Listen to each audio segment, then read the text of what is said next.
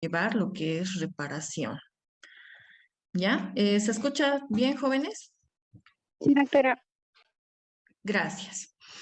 Entonces, vamos a empezar indicando qué es la curación, porque el objetivo de la inflamación habíamos dicho que es erradicar el agente causal para su posterior reparación, curación, ¿verdad? Entonces, la curación viene a ser la respuesta que tiene el organismo ante un daño.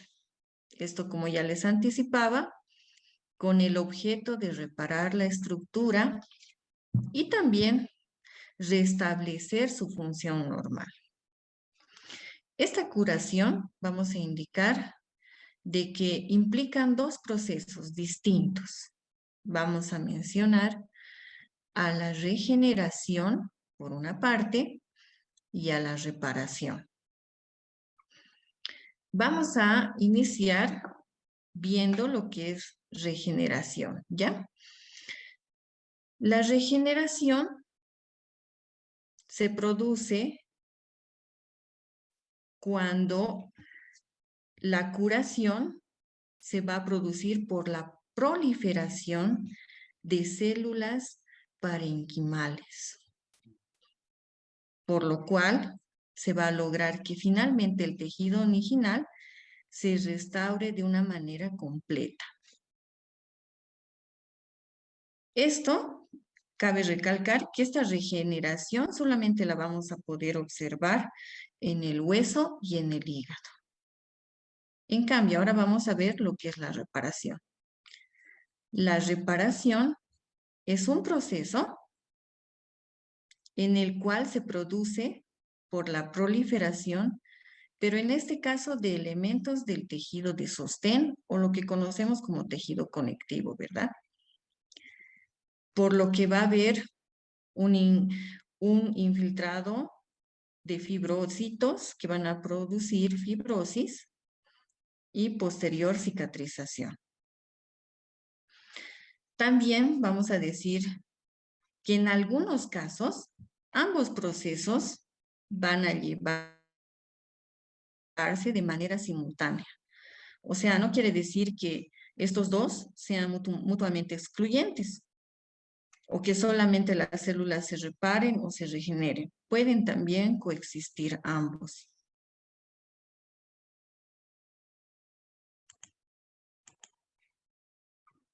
Ahora vamos a ver, en principio, la regeneración. La regeneración es porque la célula se va a restaurar de una manera total o completa, llegando a ser lo más parecido al tejido original que fue. Esa es la diferencia. Pero acá un aspecto importante, que algunas células parenquimales tienen un lapso de vida a veces muy breve, otras tienen un lapso de vida más prolongado. Entonces, estos tejidos tienen un control constante que va a regular este ciclo de vida de las células. Es por eso que he puesto la imagen del ciclo celular, donde participan también, como sabemos, muchos factores. Y aquí lo vamos a explicar brevemente cómo es este ciclo celular, aunque, bueno, ya lo han visto y he estudiado también en histología, ¿verdad? Pero bueno, vamos a indicar que el ciclo celular se va a definir como el periodo comprendido entre dos divisiones celulares sucesivas. Y sabemos, bueno, que tiene 4 fases, ¿no?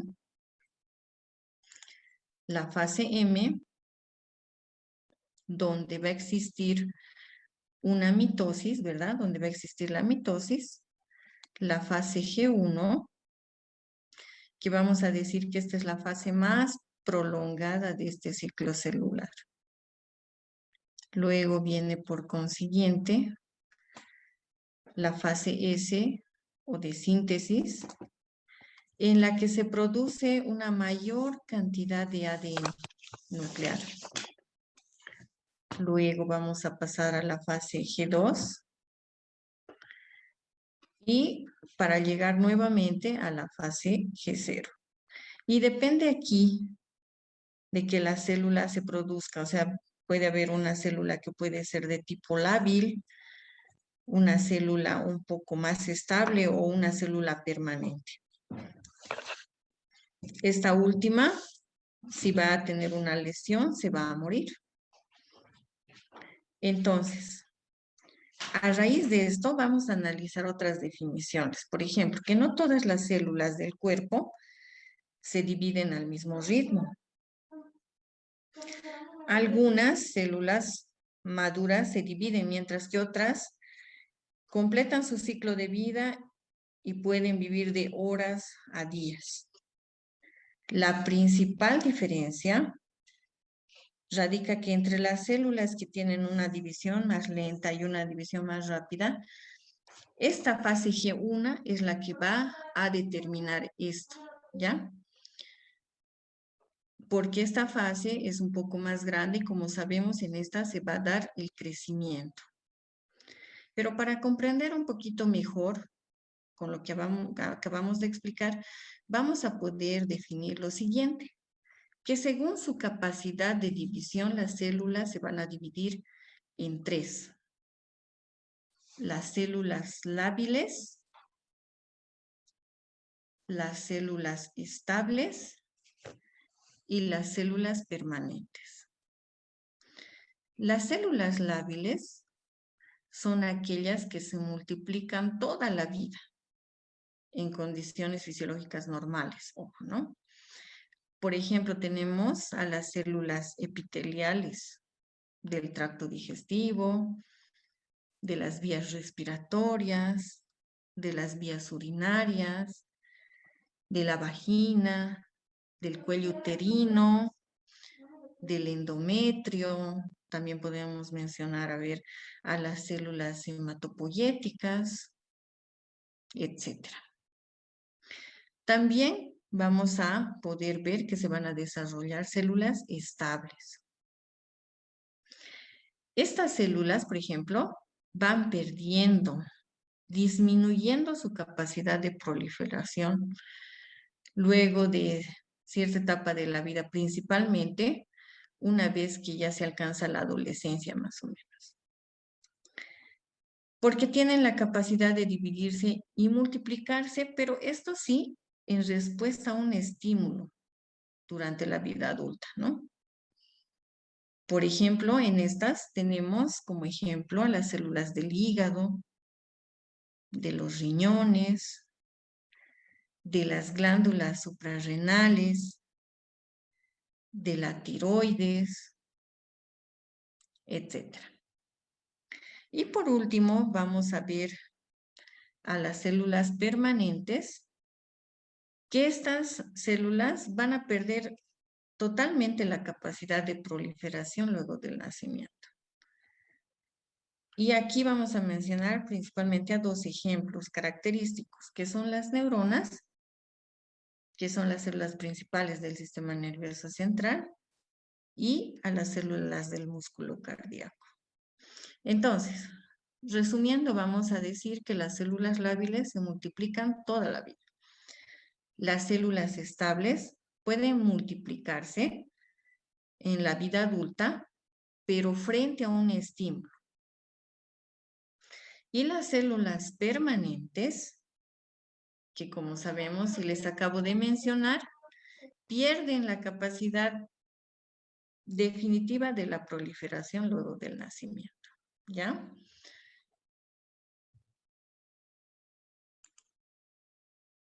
Dicho esto, vamos a pasar a ver lo que son las etapas de la cicatrización.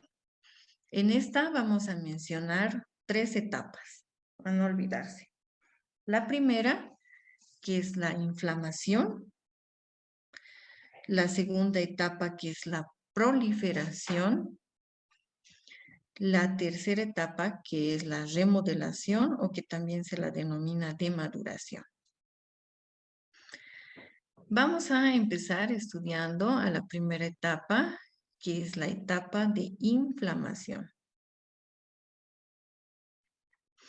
Entonces, una vez que comienza la fase inflamatoria del proceso de una lesión, que como sabemos el objetivo es eliminar el agente patógeno o el material extraño, los neutrófilos van a ser las primeras células en aparecer, atraídos, como ya habíamos estudiado, por señales químicas que van a provenir de los mediadores de la inflamación, ¿verdad?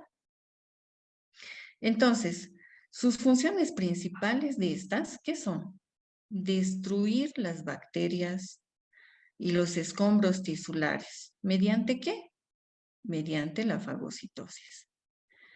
Entonces, una vez realizada esta función, estos van a entrar en apoptosis y van a ser eliminados de la superficie de la herida o definitivamente van a ser fagocitados por los macrófagos. Posteriormente, estos macrófagos van a comenzar a migrar al sitio de la lesión y tienen, como ya habíamos visto en la anterior clase, la función de fagocitar estos elementos de desecho, pero también van a liberar factores de crecimiento, como tenemos al factor de crecimiento transformador beta.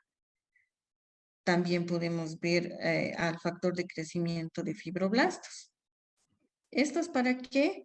Para que vayan promoviendo la angiogénesis, y la angiogénesis, ojo, va a estar promovida por el factor de crecimiento endotelial. Y como, bueno, estábamos diciendo, ¿no? Estos van a promover esta angiogénesis, pero también van a promover la formación de tejido de granulación. Finalmente van a acudir a este sitio de la lesión los linfocitos, los que se cree también que regulan la inflamación en la parte de la función de la reparación del tejido. ¿Cómo? A través de la producción de matriz extracelular y la remodelación del colágeno. Esta fase se va a mantener activa hasta el punto que se asegure el organismo de que no existe ya riesgo de infección o elementos de desecho, o sea, cuando se haya eliminado el agente causal. Luego vamos a entrar a la segunda fase, que va a ser la proliferación. Entonces vamos a decir que una vez que se ha alcanzado la homeostasis y va a existir un balance en la respuesta inflamatoria, va a comenzar esta segunda fase que es la proliferación, la cual tiene como objetivo principal sintetizar distintas sustancias y estructuras. ¿Para qué? Para comenzar a reparar este tejido dañado. Esto va a incluir una serie de procesos que van a funcionar de manera paralela. ¿Cómo? En primera instancia, se va a estimular lo que es la angiogénesis. Esta, como ya les acabo de decir, inducida por el factor de crecimiento endotelial, que en combinación con otras citoquinas va a estar por respuesta a la hipoxia que se produce en el sitio de la lesión. Estas sustancias que les acabo de mencionar van a inducir a las células epiteliales a gatillar la neovascularización y también para reparar estos vasos dañados. Pero también, chicos, por otro lado, se produce también una migración de fibroblastos que van a ser estimulados, como ya lo habíamos visto igual en la anterior clase, por el factor de crecimiento transformador beta y por el factor de crecimiento de fibroblastos. Los que van a producir pues una sustancia de matriz extracelular, que son el colágeno y la fibronectina. Posteriormente, esto en conjunto con la angiogénesis que les indicaba que se va a producir en esta segunda etapa de proliferación, va a resultar en una transformación del sitio de la lesión, donde vamos a observar la presencia ya de tejido de granulación por la presencia de estos dos últimos que acabamos de mencionar. Esto más o menos va a empezar a ocurrir entre la primera y la segunda semana posterior a la presencia de la lesión. Una vez que es depositada la suficiente matriz, los fibroblastos se van a diferenciar en miofibroblastos. Ojo, estos miofibroblastos tienen una capacidad contráctil y van a formar uniones con contenidos de la matriz. Esto confiriendo elasticidad y resistencia al tejido. O sea, ¿esto para qué? Para que se vaya reduciendo la herida, ¿se dan cuenta?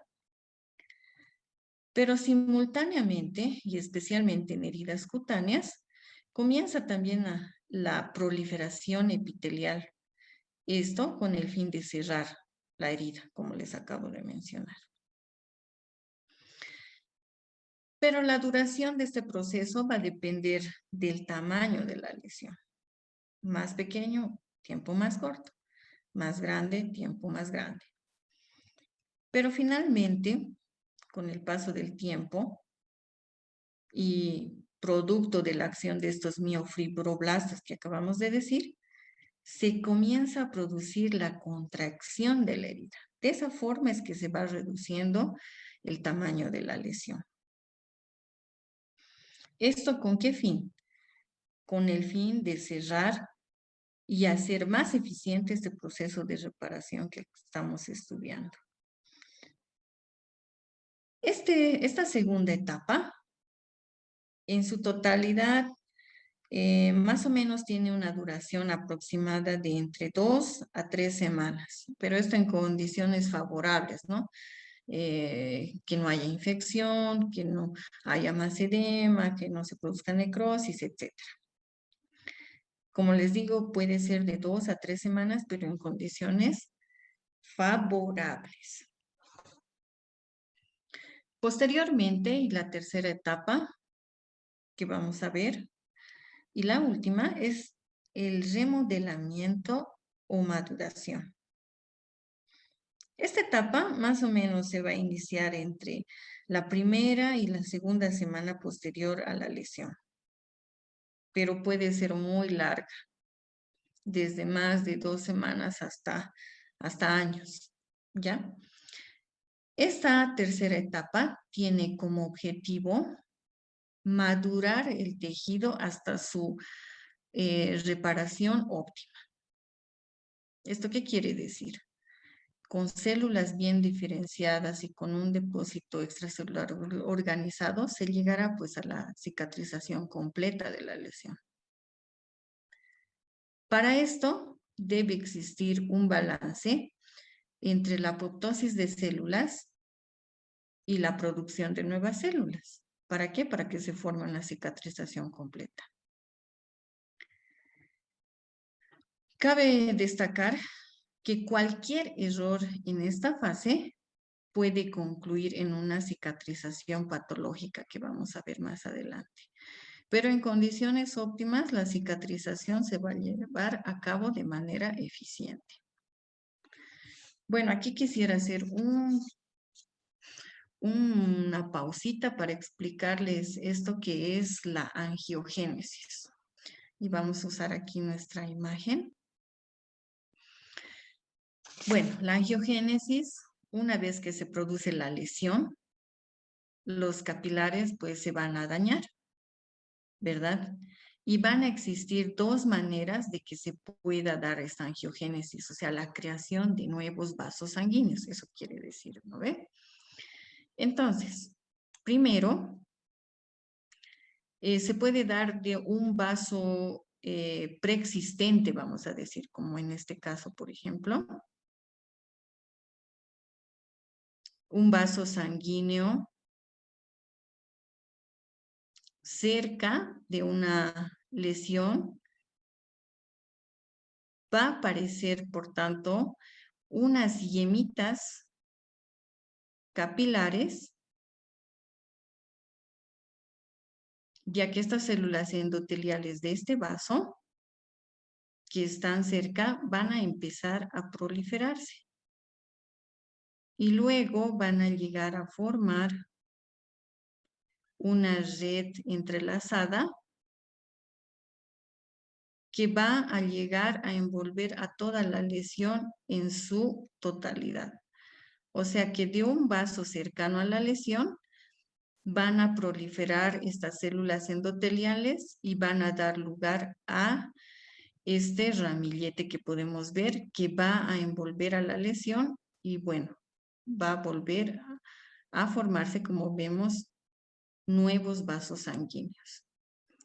Y el segundo caso, que es que si no hay una zona así vascularizada por ahí, como podemos ver en el primer caso, para ayudar a la angiogénesis, va a haber que una movilización de algunas células endoteliales desde la médula ósea y van a llegar a capilares adyacentes, los cuales van a producir cierta gemación para que estas células sigan produciendo este plexo capilar que vemos acá. De la misma manera se va a formar ese plexo capilar y finalmente una red madura va a permitir envolver la zona lesionada y de esta manera se van a volver a formar nuevos vasos sanguíneos. Ahora vamos a hablar, bueno, ya visto, ¿no? Que la cicatrización viene por dos procesos combinados, que son la regeneración y la reparación o por separado. ¿Esto qué nos va a dar? A cicatrización, que vamos a ver que existen dos maneras grandes, que son la primera intención y la segunda intención, pero vamos a ver también que hay otras dos que casi no se las menciona, pero que sí existen, que es la cicatrización por tercera intención, por cuarta. Vamos a empezar viendo la cicatrización por primera intención. Esta cicatrización se caracteriza porque es limpia y sin infección. Generalmente es provocada por una incisión quirúrgica sin pérdida importante de células y de tejidos. Y su resolución se da, ¿por qué? Por la aproximación de los bordes con una sutura, ¿ya? Entonces vamos a decir que corresponde a la aproximación de los bordes, como podemos ver en la imagen, mediante mecanismos exógenos, tales como la sutura o que ahora también se utilizan los adhesivos, ¿no ven? Es característico, como hemos dicho, de heridas quirúrgicas, donde los bordes son netos y limpios, porque están provocadas por un bisturí, ¿verdad? Y su objetivo es disminuir el área de apertura de estos bordes, de esta sutura o adhesivos que acabamos de decir. Y el tiempo de cicatrización es muy corto, no es prolongado. La cicatrización por segunda intención, vamos a indicar que es conocido también como cierre de granulación o por granulación. Es un método que es empleado cuando la extensión de la herida o sus bordes son muy amplios o existe un alto riesgo de infección. Esta se caracteriza por un cierre espontáneo. Aquí no existe la sutura, no se hace. Sin uso de estos métodos que les acabo de decir, sin sutura. Por lo que estas heridas tienen una fase de proliferación más prolongada, o sea, tardan más en cicatrizar. Y en esta vamos a poder observar el tejido de granulación. Más o menos tarda de 6 a 12 días en cerrar. Y el cierre de estas heridas por segunda intención Se las realiza cuando el tiempo transcurrido de la lesión es prolongado y ya por el tiempo que ha estado expuesto, se desaconseja el cierre por sutura. Y porque ha estado tanto tiempo abierto, ya no se utiliza, como les indicó, la sutura porque hay un alto riesgo de infección. Entonces, la primera, vamos a decir que se realiza sutura, en la segunda no. Aquí vamos a ver algunas características de cada una. Por ejemplo, la limpieza de la herida, ¿cómo es en una cicatrización por primera intención? Es limpia. En la cicatrización por segunda intención no es limpia. Por eso hemos dicho, ¿verdad?, que es muy apta para infecciones. En la cicatrización por primera intención, infección no vamos a encontrar. En cambio, por segunda intención puede infectarse, lo que acabamos de decir.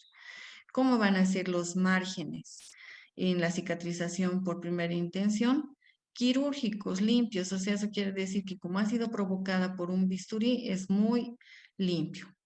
Además de ser unos bordes muy, muy netos donde no hay irregularidades, vamos a poder decir, como en la segunda intención, que los bordes son irregulares.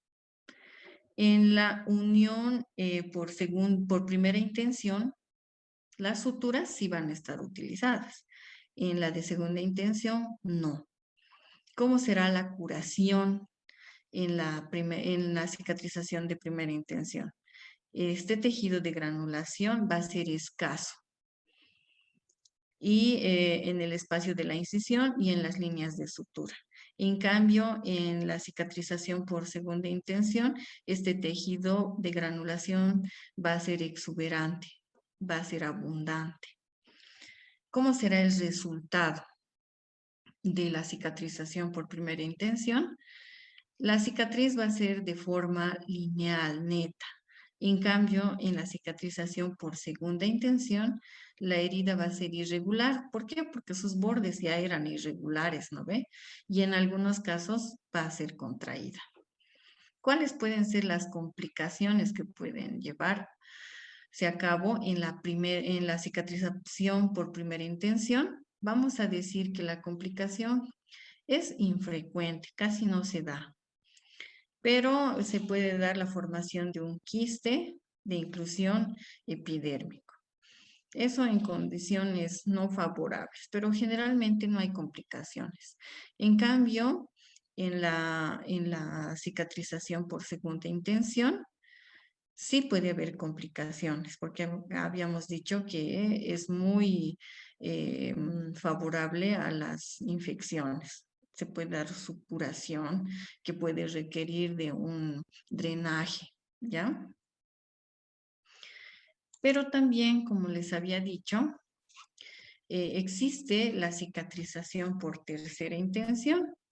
Esta va a corresponder a una combinación de las dos anteriores.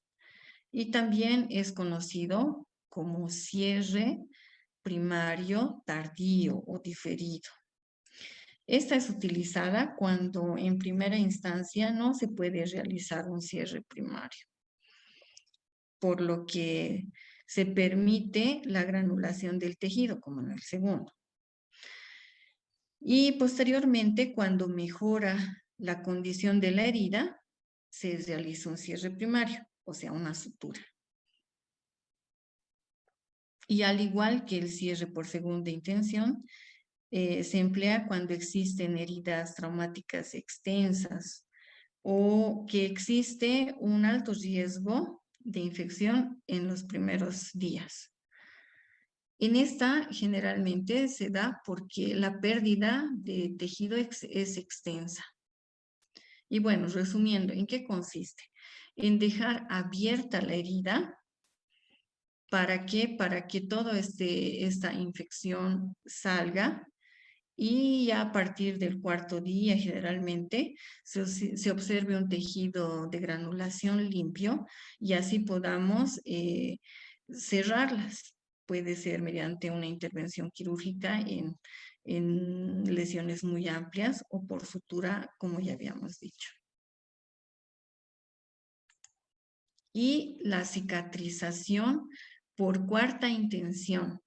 Esta se produce cuando vamos a acelerar la cura de esta lesión por medio de injertos cutáneos. Esta es la cicatrización por cuarta intención. Y bueno, a ver, ¿qué será un injerto? Un injerto es un procedimiento quirúrgico que se da para trasladar tejido de una parte a otra, como podemos ver en la imagen, ¿no? Pero sin llevar su propio riego sanguíneo. En el lugar de esto va a crecer una nueva irrigación sanguínea, ya pero cuando se lo ponga en la zona de la lesión. En resumiendo, podemos decir que se puede retirar, por ejemplo, piel de la espalda, generalmente se hace. ¿Para qué? Para poner en lugares de la lesión donde así sea necesario.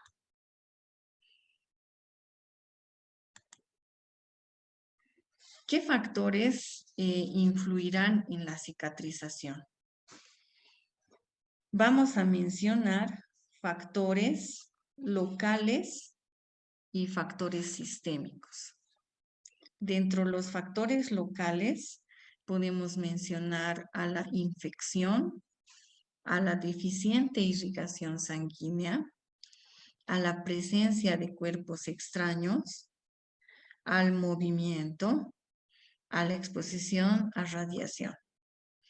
Dentro de los factores sistémicos podemos indicar a la edad, a la nutrición, a infecciones sistémicas, a la administración de corticoides, a diabetes no controladas y a alteraciones hematológicas.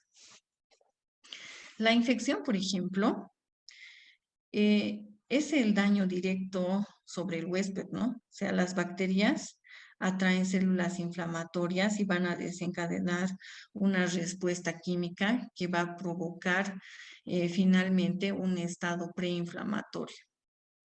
Pero al mismo tiempo estas bacterias, esta infección, va a dar lugar a que este sitio de lesión sea mucho más difícil de cicatrizar por la infección misma que se produce. Ahora, la edad, por ejemplo, jóvenes, hay que decirlo, el envejecimiento va a disminuir naturalmente la capacidad de cicatrizar. Sabemos que los adultos mayores presentan una capa epidérmica más delgada, así como una respuesta inflamatoria también más lenta y proliferativa. Entonces, cuando uno ya es mayor, la capacidad de cicatrización también va a ir disminuyendo. Hay que tomar en cuenta estos factores para tratar de erradicarlos para que así la lesión sea solucionada de la manera más rápida y óptima. ¿Qué pasa cuando la cicatrización no es de manera favorable? Se van a presentar las cicatrizaciones patológicas, o sea que no están bien curadas, vamos a decir, ¿no ve? En estas vamos a poder mencionar a los queloides, por ejemplo. Los queloides son cicatrices cuyo crecimiento sobrepasa los límites de la herida original. Y estos no suelen solucionarse con el paso del tiempo.